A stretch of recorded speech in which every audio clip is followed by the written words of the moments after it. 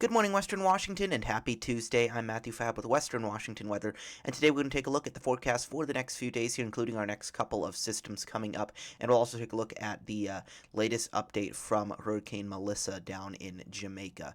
So, starting here with our satellite imagery here in the Pacific Northwest, you can see we have a nice looking low pressure system there offshore. That storm is moving up toward Haida Gwaii, but take a look at its trailing front here. That is what's going to be moving toward Western Washington as we go through the day today and going into tonight, and that is going to bring us a nice round of rain across the region. You can see we have some weak showers moving across the area right now ahead of that front.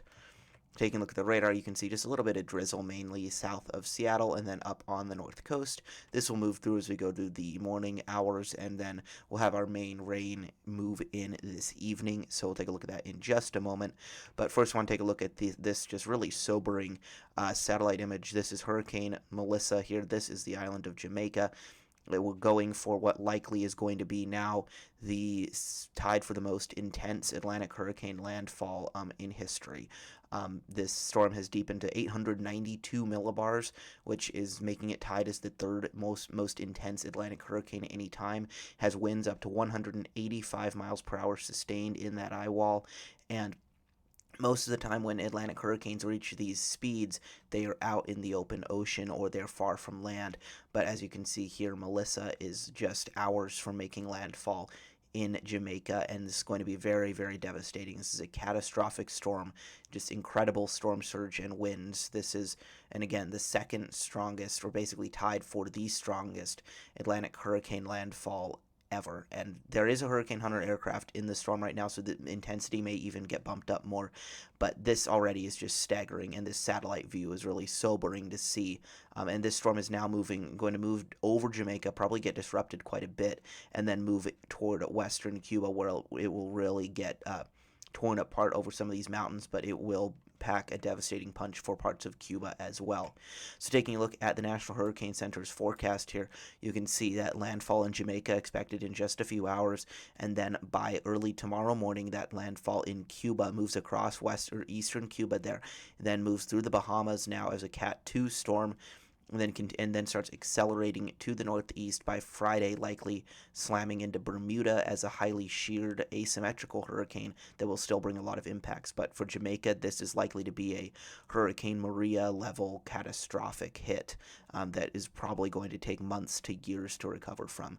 So very sobering stuff we're watching happen right now with Hurricane Melissa in the Atlantic Ocean here in the Caribbean Sea. So now, getting back to the Pacific Northwest, you can see we have a transitory ridge today, but that starts to push out of the area as we go into tonight, and we have this frontal system moving in.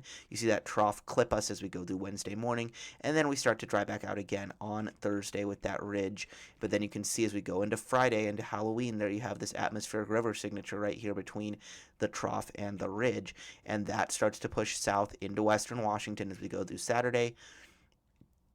And that will push out of the area as we go into Sunday. This ridging starts to build back in a little bit as we go into Sunday night into early Monday. So stay tuned for more on that.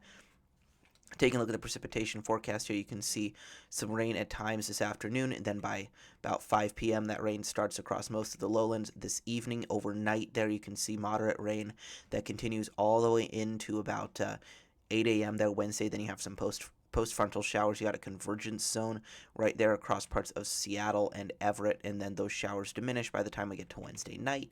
Then we remain dry on Thursday, and then going into Friday, you can see by 11 a.m. you have rain on the coast, and some of that rain starting to spread into the lowlands with that atmospheric river. And then by 5 p.m. there, you can see as we start to get 5 to 8 p.m. there with the trick-or-treating going on, most of the area going to be pretty wet as we go into the evening hours. And then you can see overnight that atmospheric river pushes across western Washington. This is now 8 a.m. Saturday.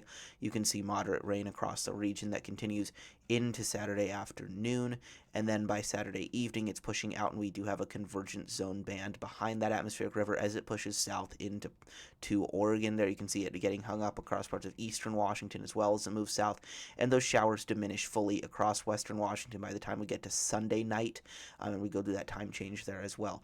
So this is looking like a pretty decent atmospheric river, and we'll take a look at precipitation amounts in just a moment. This is total precipitation through Wednesday, and this is with our upcoming system. You can see about a half inch to an inch on the coast, the Olympics and the Cascades getting up to 1.5 inches, and then most of the lowlands from Portland northward all the way to the Canadian border getting about 4/10 of an inch to 3/4 of an inch, maybe a little bit more in some of these convergence zone bands that may set up north of Seattle, but overall about a half inch of rain for the lowlands. A pretty nice round of precipitation coming up. It will likely help us get above normal for October after being below normal for most of the month. We really got all that rain here in the last few days. And then if we go forward in this forecast, you can see when that atmospheric river hits, those totals start to really bounce up as we go through Saturday. And by the time we get to the end of this run, you can see our totals for the coast are looking at about 2 to 4 inches, and you can see the same in the northern Cascades there, 3 to 5, maybe 6 inches in the Cascades and Olympics. And then from Portland up toward Olympia, you're looking at total precipitation by the end of this at about an inch to an inch and a half. Seattle looking at about 2 inches of rain by the time we get to Sunday night, and you can see the Kitsap Peninsula and out towards Shelton, they're getting 2.5 to 2 3/4 inches, and then a little bit of a rain shadow over parts of Whidbey Island and the Northeast Olympic Peninsula, but still getting totals of 2 to 3 inches up in that area. So this atmospheric river will likely bring at least 1.5 inches of new rainfall on top of the system that has already fallen. So it'll be quite a wet few days going into Friday and Saturday, and then some showers lingering into Sunday. I'm taking a look at snow. This is all the way through the end of this forecast period, including the atmospheric river, and you can see barely any snow for anywhere south of Snoqualmie Pass. The Olympics barely get anything. The North Cascades likely get 6 to 8 inches at the higher elevations, but that's only in our Wednesday system and not in the atmospheric river, which is going to be too warm to bring snow to the higher elevations. Maybe areas like 8,000 feet plus will get some snow, but not much more than that.